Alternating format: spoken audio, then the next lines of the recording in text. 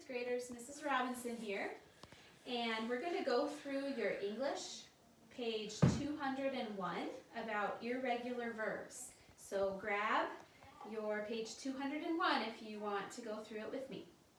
So this lesson is teaching us about the difference between regular and irregular verbs, and then how to make them correct in a sentence. So here's some examples.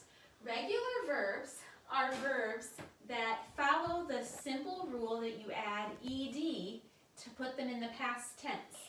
For instance, if we wanted to use the word laugh in the past tense, we would simply add ed to it. He laughed at the joke. It's in the past, he already did it, so we just add ed. Same thing with enjoy. He enjoyed the steak supper.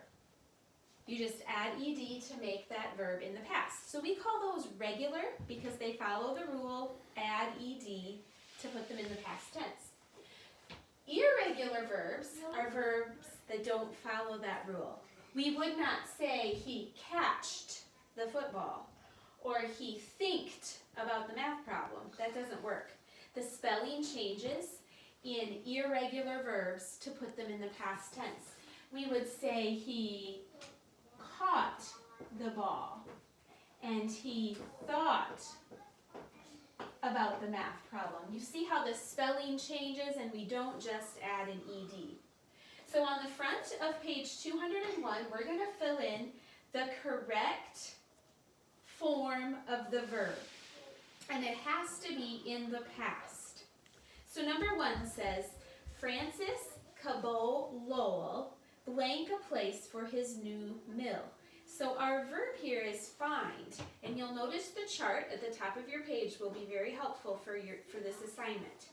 So you're going to find the word find in the chart and then follow it across, and to put that verb into the past tense we don't say finded.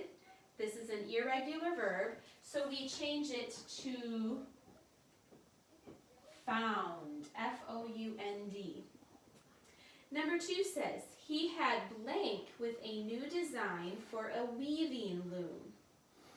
And we want a form of the word come.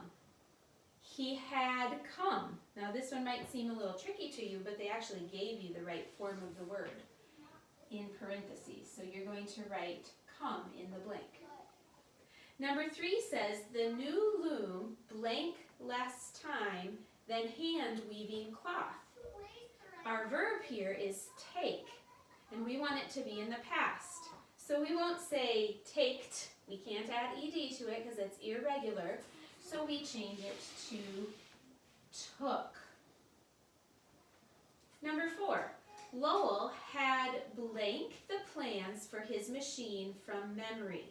We want the past form of the verb write. So again, you'd go up to your chart and find write. It's the last one on the chart, and you would follow it across, and you'll see that to put it in the past tense, we would say Lowell had written.